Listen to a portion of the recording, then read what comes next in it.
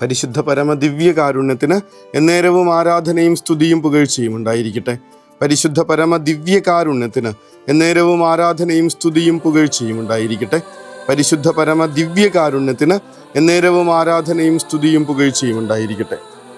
വചനം ഒരാളുടെ ഉള്ളിൽ പ്രവർത്തിച്ചു തുടങ്ങുമ്പോൾ, കർത്താവ് ഒരാളുടെ ഉള്ളിൽ ഇങ്ങനെ വലിയ പ്രകാശമായി നിറഞ്ഞു കഴിയുമ്പോൾ, അയാളെ മുന്നോട്ട് പോകുന്ന വഴി ലോകത്തെ മുഴുവൻ അത്ഭുതപ്പെടുത്തുന്ന വഴികളാണെന്ന് ഇന്നത്തെ വിശുദ്ധ നമ്മളെ കാണിച്ചു തരും. വിശുദ്ധ ക്രിസ്റ്റീനയുടെ തിരുനാളായിരുന്നു. അങ്ങനെ അധികമൊന്നും കേട്ടിട്ടില്ല. പക്ഷെ ഇങ്ങനെ ജീവചരിത്രം വായിച്ചു പോകുമ്പോൾ സ്വന്തം പിതാവ് തന്നെ പിടിച്ച് കൊല്ലാനായിട്ട് ഏൽപ്പിച്ചു കൊടുത്തൊരു വിശുദ്ധ. അത്രയ്ക്കും വലിയ അപരാധം എന്തായിരിക്കും ചെയ്തതെന്ന് നോക്കുമ്പോൾ ആളൊരു വിജാതീയനായിരുന്നു, വിഗ്രഹങ്ങളെ ആരാധിക്കുന്ന ഒരു മനുഷ്യനായിരുന്നു. ഇത് ക്രിസ്തുവിനെ അറിഞ്ഞ ക്രിസ്റ്റീനയ്ക്ക് ഇത് പറ്റുന്ന കാര്യമായിരുന്നില്ല. ഒരുപാട് ദേവന്മാരുടെ വിഗ്രഹങ്ങൾ, സ്വർണ്ണ വിഗ്രഹങ്ങൾ സൂക്ഷിച്ചിരുന്ന ഒരു കടുത്ത വിജാതീയനായൊരു മനുഷ്യൻ. മുതിർന്നു കഴിഞ്ഞപ്പോൾ മകള് ചെയ്ത കാര്യം, ക്രിസ്റ്റീന ചെയ്ത കാര്യം, ഈ സ്വർണ്ണ വിഗ്രഹങ്ങൾ മുഴുവൻ എടുത്ത് ഇടിച്ചു പൊടിച്ച് ദരിദ്രർക്ക് കൊടുത്തു. അവർക്ക് സഹായമായിട്ട് കൊടുക്കുകയാണ്. ഇയാളുടെ ടെമ്പർ തെറ്റുന്നുണ്ട്. ഇത്രയും കാലം സൂക്ഷിച്ചിരുന്ന വലിയ വിലപിടിപ്പുള്ള വിഗ്രഹങ്ങളൊക്കെ എടുത്ത്, താൻ ദൈവമായിട്ട് കരുതുന്ന ആരാധിക്കുന്ന കാര്യങ്ങളെടുത്ത് ഒരാളിങ്ങനെ ഇടിച്ചു പൊടിച്ച് കളഞ്ഞേക്കാം. അസിസിയിലെ വിശുദ്ധ ഫ്രാൻസിസിനോട് അപ്പൻ ബെർണദീൻ പ്രഭു ചെയ്തതുപോലെ തന്നെ പിന്നീട് എനിക്ക് ഇങ്ങനെയൊരു മകളെ വേണ്ടാന്ന് പറഞ്ഞിട്ട് ഒരു സ്റ്റെപ്പ് കൂടി മുൻപോട്ട് പോയി അവളെ മർദ്ദകർക്ക് ഏൽപ്പിച്ചു കൊടുക്കുന്നുണ്ട്. ഇവള് ക്രിസ്ത്യാനിയാണെന്ന് പറഞ്ഞ് സ്വന്തം പിതാവ് പിന്നെ ക്രൂരമായിട്ടുള്ള മർദ്ദനങ്ങളിലൂടെയൊക്കെ കടന്നു പോകുന്നുണ്ട്. എന്നിട്ടും കർത്താവിനെ വിട്ടുകളയാതിരുന്ന, കർത്താവിന് വേണ്ടി നിലകൊണ്ട ഒരു വിശുദ്ധിയായതുകൊണ്ടാണ് ഇത്തിരി സ്നേഹമൊക്കെ നമുക്കിങ്ങനെ തോന്നണത്. അവസാനം ഒരു നഗരത്തിൽ വെച്ച്, ഒരു നദിയുടെ തീരത്ത് വെച്ചിട്ട് അവളെ തലവെട്ടി പുഴയിലേക്ക് ഇട്ട് കളയുന്നുണ്ട്. സ്വന്തം പിതാവടക്കം ദ്വേഷിക്കാനും മാത്രം ക്രിസ്തുവിനെ സ്നേഹിച്ച ഒരു വിശുദ്ധ. ഇന്നത്തെ ഒന്നാമത്തെ വായന നമ്മളോട് പറയുന്നുണ്ട്, എനിക്കിഷ്ടപ്പെട്ട ഇടയന്മാരെ ഞാൻ നിങ്ങൾക്ക് തരും, അവർ ജ്ഞാനത്തോടും വിവേകത്തോടും കൂടെ നിങ്ങളെ പാലിക്കും. പ്രതിവചന സങ്കീർത്തനം പറയണത്, ഇടയൻ ആട്ടിൻകൂട്ടത്തെ എന്ന പോലെ കർത്താവ് നമ്മെ പാലിക്കുന്നു. വഴി നടത്തുന്ന, ഇങ്ങനെ ശരിയായ ദിശയിലൂടെ നയിച്ചുകൊണ്ടിരിക്കുന്ന കർത്താവാകുന്ന ഇടയനെ പറ്റിയാണ് പറയണത്. ഈ ഓരോ വചനങ്ങളും, ക്രിസ്ത്യനയെ നയിച്ച ഓരോ ചിന്തകളും ഇതേ കർത്താവിൻ്റെതായിരുന്നു.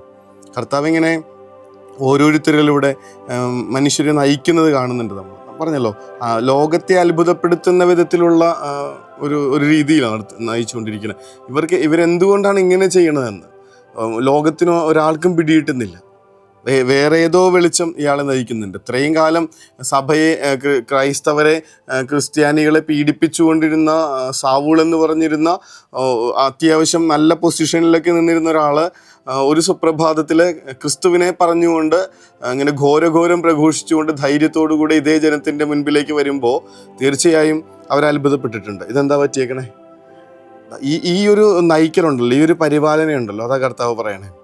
ഞാൻ നിങ്ങളെ നയിക്കും, ഞാൻ നിങ്ങൾക്ക് അതിനായിട്ടുള്ള ഇടയന്മാരെ നൽകും. അത് പലരിലൂടെയാവും. ഇങ്ങനെ കർത്താവിൻ്റെ ഹൃദയത്തിന് ഇഷ്ടമുള്ള രീതിയിൽ മനുഷ്യരെ നയിക്കാനായിട്ടുള്ള ഇടയന്മാരെ ഞാൻ നിങ്ങൾക്ക് തരും. അതാരും ആവാം.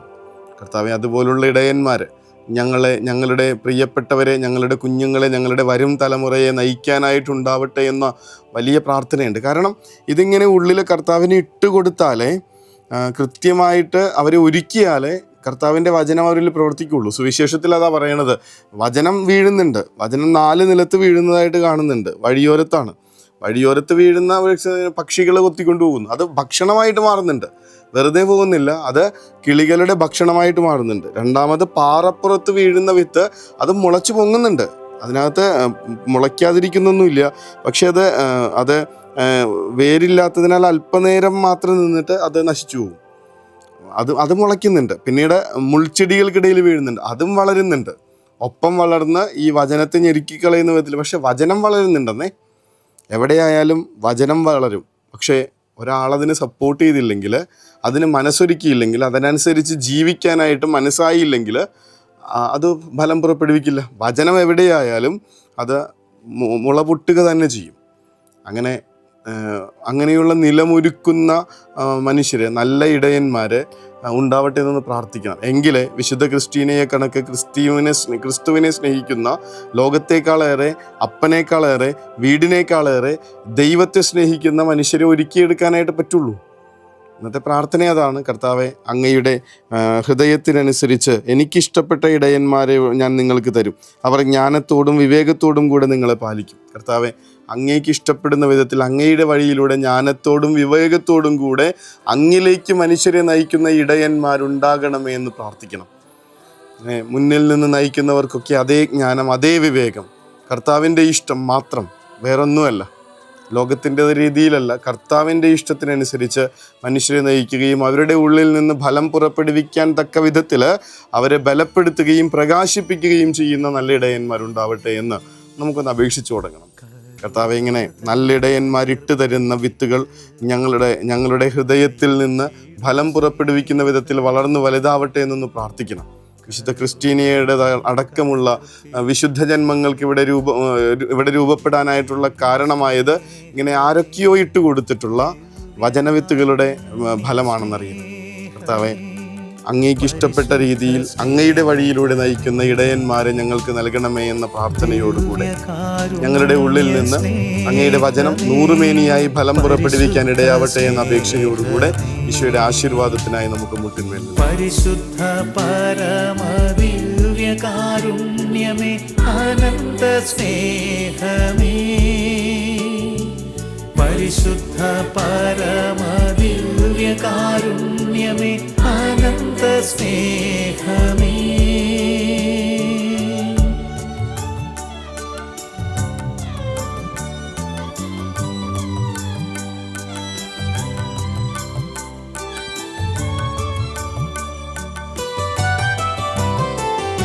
പരിശുദ്ധ പരമ ദിവ്യകാരുണ്യത്തിന് എന്നേരവും ആരാധനയും സ്തുതിയും പുകഴ്ചയും ഉണ്ടായിരിക്കട്ടെ.